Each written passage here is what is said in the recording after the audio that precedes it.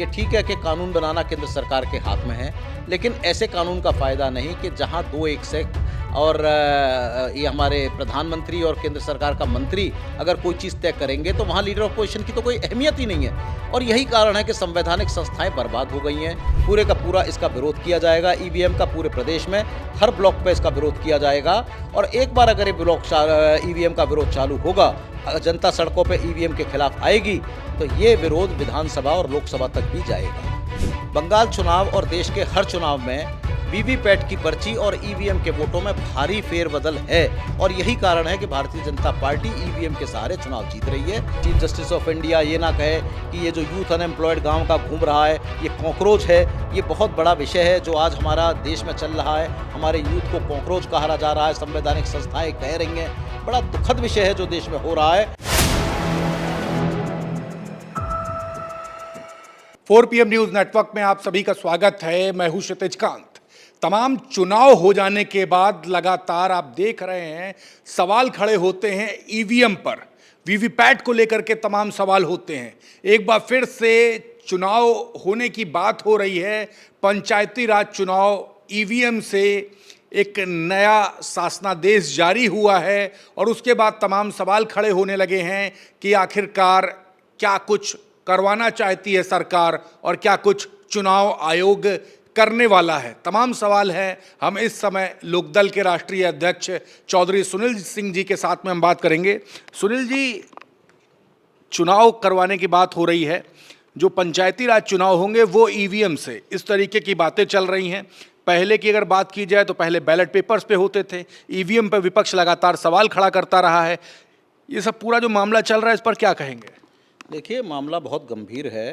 अब पूरे जिस तरह से ईवीएम का पूरा मुद्दा पूरा देश में चलता है और भारतीय जनता पार्टी सिर्फ ईवीएम के सहारे ही चुनाव जीतती है। आज तक जो भारतीय जनता पार्टी चुनाव जीत रही है वो सिर्फ ईवीएम और चुनाव आयोग को साथ लेकर जीत रही है। और आज भाजपा ने गांव सभाओं तक अपनी पैठ पहुंचाने के लिए, चूँकि गांव सभाओं में भारतीय जनता पार्टी का बहुत कमज़ोर स्थान है, तो अब उसको गांव सभाओं तक कब्जा करने के लिए भाजपा ने ईवीएम को इस उत्तर प्रदेश के पंचायत राज चुनाव में, जो पंचायत का चुनाव होगा, उसमें भी ईवीएम के सहारे भारतीय जनता पार्टी ईवीएम के माध्यम से चुनाव करना चाह रही है ताकि उसके प्रत्याशी वहाँ जीतें। और इसके लिए भारतीय जनता पार्टी या आप कह लें राज्य निर्वाचन आयोग जो है, जो उन्हीं का एक अंग है, जैसे हमारा केंद्रीय चुनाव आयोग पूरी तरह से भाजपा के साथ रहता है, तो राज्य निर्वाचन आयोग की तो कोई हैसियत ही नहीं है कि वो भाजपा या के प्रदेश सरकार का विरोध करे। तो उन्होंने अभी एक शासनादेश निकाला है 14 मई 2026 को, जिसमें उन्होंने 1,40,000 मशीनें ईवीएम से खरीदने के लिए और उसके साथ में बैटरी और वो जो बैटरी और यूनिट, कंट्रोल यूनिट खरीदने के लिए वो मांगी हैं, निविदाएं मांगी हैं कंपनियों से। अब बड़ा आश्चर्य का सवाल है, इस देश में ईवीएम 2 ही कंपनी बनाती हैं, एक भारत इलेक्ट्रॉनिक्स लिमिटेड और एक electronics corporation of India limited. ये दोनों कंपनियां एक पब्लिक सेक्टर यूनिट हैं जिसका कंट्रोल डायरेक्टली इनडायरेक्टली केंद्र सरकार के हाथों है। और पहले भी जिस तरह से आरोप लगे थे कि इन दोनों कंपनियों में भारतीय जनता पार्टी के नामित इंडिपेंडेंट डायरेक्टर्स हैं, जो डायरेक्टर वहाँ काम कर रहे हैं वो भाजपा के डायरेक्टर्स हैं जो उन कंपनियों को कंट्रोल कर रहे हैं। तो इन ईवीएम की ऊपर तो पहले ही विश्वसनीयता के ऊपर सवाल लग चुके हैं। और दुर्भाग्य का सवाल यह है कि दुर्भाग्य का विषय यह है कि सुप्रीम कोर्ट ने भी मदद नहीं करी। जब ये कहा गया कि वीवीपैट से आप सारी पर्चियां गिनवाएं, तो वीवीपैट की पर्चियां 5 गिनने की बात करी, जो गिनी नहीं जाती। सामान्य चुनाव में चुनाव शुरू होने से पहले गिननी चाहिए, लेकिन चुनाव ये हमारे सुप्रीम कोर्ट ने स्पष्ट नहीं किया कि चुनाव में पहले गिनी जाए, बाद में गिनी जाए, और ये पर्चियां गिनी नहीं जाती। तो एक तरफ तो जहां पूरे विधानसभा और लोकसभा के ईवीएम के ऊपर प्रश्न चिन्ह लग रहे हैं, आज वहां उत्तर प्रदेश में 26 मई को कार्यकाल समाप्त होने जा रहा है। कार्यकाल समाप्त होने के बाद प्रशासक बिठाले जाएंगे। वहीं भाजपा उसमें ग्रामीण पंचायत तक पहुंचने के लिए ईवीएम के माध्यम से चुनाव करा रही है, जो बड़ा दुखद विषय है और जिसके बारे में जनता के टैक्स का भारी पैसा, जो टैक्स का पैसा है, टैक्स पेयर का पैसा, इस तरह मशीनों में बर्बाद किया जा रहा है जिसकी आवश्यकता नहीं है। और भाजपा ये काम सिर्फ इसलिए कर रही है ताकि गाँव सभा तक पहुँचे। और इसमें सबसे बड़ी बात, उन्होंने वीवीपैट की निविदाएं नहीं मांगी, उन्होंने वीवीपैट को तो जरूरी ही नहीं समझा गाँवों में गिनने के लिए। तो जो मशीन में चुनाव में जाएगा, जो मशीनों में गड़बड़ होगी, जो प्रत्याशी चुने जाएंगे वो भाजपा के होंगे। और आने वाला पंचायत में भाजपा इस तरह से बैकडोर से अपना कब्जा चुनाव आयोग के सहारे करने जा रही है उत्तर प्रदेश में।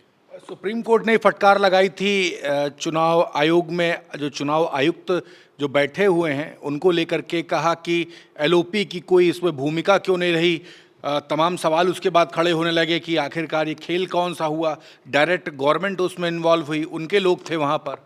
देखिए, ये तो जब ये हमारी केंद्र सरकार ने ये कर दिया कि सुप्रीम कोर्ट के चीफ जस्टिस को उस कमेटी से बाहर करके केंद्र सरकार में प्रधानमंत्री, लीडर ऑफ पोजीशन और केंद्र सरकार का एक मंत्री, ये जो एक फैसला करा, ये बड़ा दुखद था और सुप्रीम कोर्ट को तत्काल इसमें संज्ञान लेना चाहिए था। ये ठीक है कि कानून बनाना केंद्र सरकार के हाथ में है, लेकिन ऐसे कानून का फ़ायदा नहीं कि जहां दो एक से और ये हमारे प्रधानमंत्री और केंद्र सरकार का मंत्री अगर कोई चीज़ तय करेंगे तो वहाँ लीडर ऑफ पोजीशन की तो कोई अहमियत ही नहीं है। और यही कारण है कि संवैधानिक संस्थाएं बर्बाद हो गई हैं।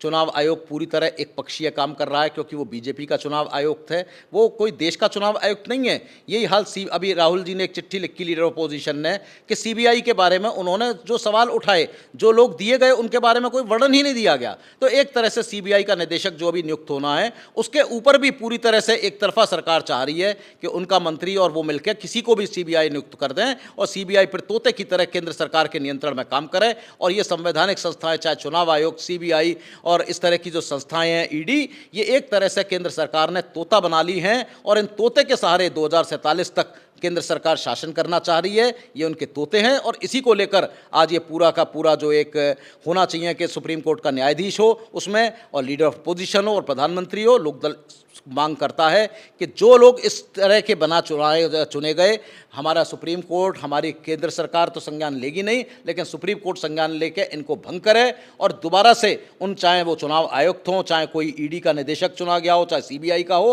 उसको दोबारा से 3 पक्षीय के माध्यम से, जो कमेटी का पहले प्रावधान था उसके माध्यम से चुने। अन्यथा इन संवैधानिक संस्थाओं का कोई अर्थ नहीं और ये संवैधानिक संस्थाएं बर्बाद हैं और इसीलिए देश बर्बाद हो रहा है।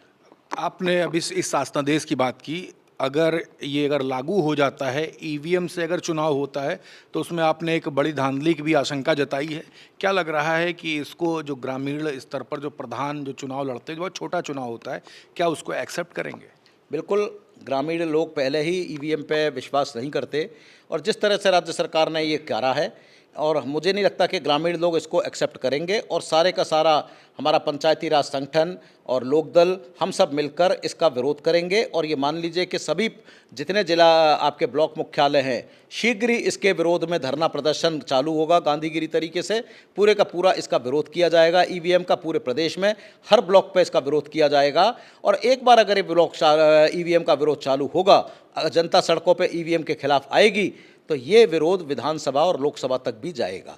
तो ये विरोध प्रदर्शन अब गांवों में इसकी आवाज़ उठने लगी है और शीघ्र ही ये विरोध प्रदर्शन ब्लॉक स्तर से पूरे प्रदेश में शुरू होने जा रहा है, जिसको लोकदल और पंचायती राज संगठन लीड करेगा और चाहेगा कि गांव की सरकार गांव के लोग बनाएं। मोदी और अमित शाह और केंद्र से बैठ के वो सरकार बेईमानी की सरकार ना बने ईवीएम के सहारे, इसलिए इसका विरोध सारी ग्राम सभाओं में शुरू होगा। अभी हाल ही में चुनाव हुआ है, 5 राज्यों में चुनाव संपन्न हुए हैं। बंगाल चुनाव को लेकर के तमाम सवाल खड़े होते रहे हैं। तमाम इंडिया गठबंधन के लीडर्स मिलने भी जा रहे हैं। क्या आप मुलाकात करने जाएंगे ममता बनर्जी से? जी बिल्कुल, मैं ममता जी से मिलना चाहता हूँ। मैंने सिर्फ एक मांग मैं चाहता हूँ कि इसमें वीवीपैट की पर्चियाँ चुनाव में आती हैं और ममता जी को ये मांग करनी चाहिए कि किन्हीं 5 सीटों पर ममता जी जिनको कहें और वो 5 सीटों की सारी पर्चियां गिनवा लीजिए, उनको ईवीएम से टैली कर लीजिए। दूध का दूध, पानी का पानी बंगाल चुनाव में हो जाएगा। बंगाल चुनाव और देश के हर चुनाव में वीवीपैट की पर्ची और ईवीएम के वोटों में भारी फेरबदल है और यही कारण है कि भारतीय जनता पार्टी ईवीएम के सहारे चुनाव जीत रही है और वो ऐसा करती है कि बंगाल जीतेगी तो तमिलनाडु हार जाएगी, ताकि जनता ये ना कहे कि सारे राज्य क्यों जीत गए। आप बिहार जीतोगे तो जम्मू कश्मीर हार जाओगे, ताकि दिखाने को जहाँ पे ईमानदारी से होगा वहाँ भाजपा हारेगी और जहाँ भाजपा फेरबदल से करेगी वहाँ बंगाल की तरह करेगी। तो ममता जी को सिर्फ हम ये मांग करने जाएंगे कि वो ये मांग करें कि कोई 5 ईवीएम से, जहां चुनाव हुए हैं ईवीएम से, 5 की वीवीपैट की पर्चियां गिनवा लें। बंगाल चुनाव का दूध, पानी का पानी हो जाएगा। जनता के सामने चुनाव आयोग और भारतीय जनता पार्टी की असलियत आ जाएगी। 2027 में उत्तर प्रदेश में विधानसभा चुनाव होने जा रहा है। लोकदल भी ग्राउंड स्तर पर लगातार आपकी पार्टी वर्क कर रही। कितनी सीटों पर गठबंधन से चुनाव लड़ने जा रहे हैं या गठबंधन से नहीं लड़ेंगे? देखिए, इंडिया गठबंधन उत्तर प्रदेश में रहे और इंडिया गठबंधन देश की आवाज़ और प्रदेश की आवाज़ उत्तर प्रदेश देश की राह दिखाए 29 में। 27 में इसलिए इंडिया गठबंधन से हमारी मांग है, हमने 35 सीटों की मांग करी है कि 35 सीटें लोकदल को जो आरएलडी को एक ज़माने में दी जाती थी, लोकदल को वो दी जाए। और बाकी हमारी मांग कोई इतनी नाजायज़ नहीं है और हम चाहते हैं कि देश का किसान, हम आपसे इंडिया गठबंधन से अखिलेश जी से मुख्यमंत्री नहीं मांग रहे, मुख्यमंत्री अखिलेश जी बने, लेकिन कम से कम उत्तर प्रदेश में केसरी मंत्री, देश में कृषि मंत्री तो किसानों के, जहां 750 किसानों ने शहादत दी दिल्ली में, तो कम से कम किसानों का कृषि मंत्री तो बनना चाहिए। तो अगर किसानों का साथ इंडिया गठबंधन, हम चाहते हैं कि इंडिया गठबंधन को किसानों का साथ मिले, 750 किसानों की शहादत बेकार ना जाए, उसके लिए कम से कम कृषि मंत्री का प्रभार जो है किसानों को दिया जाए, लोकदल को दिया जाए, किसान संगठनों को दिया जाए, ताकि कम से कम इस देश में किसानों की आवाज़, कोई केंद्र का मंत्री का बेटा किसानों को कुचले ना, किसानों को दिल्ली जाने के रास्ते में कीले लगे ना मिलें, किसानों को एमएसपी के लिए दर-बदर ना भटकना पड़े, किसान के बच्चे खेती को छोड़ के शहर में जाके चपरासी ना बने, दर-दर की ठोकरें ना खाएं, और हमारा चीफ जस्टिस ऑफ इंडिया ये ना कहे कि ये जो यूथ अनएम्प्लॉयड गाँव का घूम रहा है ये कॉकरोच है। ये बहुत बड़ा विषय है जो आज हमारा देश में चल रहा है, हमारे यूथ को कॉकरोच कहा जा रहा है, संवैधानिक संस्थाएं कह रही हैं। बड़ा दुखद विषय है जो देश में हो रहा है, और इसको पूरा करने के लिए आज इंडिया गठबंधन, राहुल गांधी, अखिलेश यादव की जिम्मेदारी बनती है कि सबको साथ लेकर अगर चुनाव लड़ेंगे तो उत्तर प्रदेश में भले ही ईवीएम के सहारे भाजपा बेईमानी की कोशिश करेगी, लेकिन उत्तर प्रदेश की जब 75%, 80% जनता एक तरफा वोट देगी तो सारी की सारी मशीनें धरी रह जाएंगी, कहीं कुछ नहीं बदले होगा, और उत्तर प्रदेश में एक तरफा जीत के इंडिया गठबंधन आएगा। बहुत बहुत धन्यवाद। तो हमारे साथ चौधरी सुनील सिंह जी थे, लोकदल के राष्ट्रीय अध्यक्ष। चुनाव की जो प्रक्रिया है उस पर तमाम सवाल हुए। आपने देखा कि एक शासनादेश जारी होता है, शासनादेश में अब बात ये हो रही है कि ईवीएम मशीनों की खरीदारी की बात हो रही है, और आशंका ये जताई जा रही है कि जो चुनाव जो होने वाला है, पंचायती राज चुनाव, जिसकी अभी तक कोई डेट डिक्लेयर नहीं हो रही है, वो चुनाव ईवीएम से कराया जाएगा। उसको लेकर तमाम सवाल है, ग्रामीण स्तर पर इसका विरोध है, इसकी भी बात हुई। साथ ही साथ अन्य जो मुद्दे थे उस पर बात हुई। हाल ही में बात की है कि बंगाल चुनाव के बाद ममता बनर्जी से चौधरी सुनील सिंह जी मिलने जाएंगे। तमाम बातें हैं। रिपोर्ट पर आपकी क्या राय है, कमेंट बॉक्स में लिखते रहें और जुड़े रहें 4 PM न्यूज़ नेटवर्क के साथ ग्राउंड रिपोर्ट के लिए। और आपके कोई सवाल है, सवाल जरूर लिखें। मैं हूं क्षितिज कांत, कैमरा पर्सन शुभम के साथ 4 PM न्यूज़ नेटवर्क के लिए। धन्यवाद।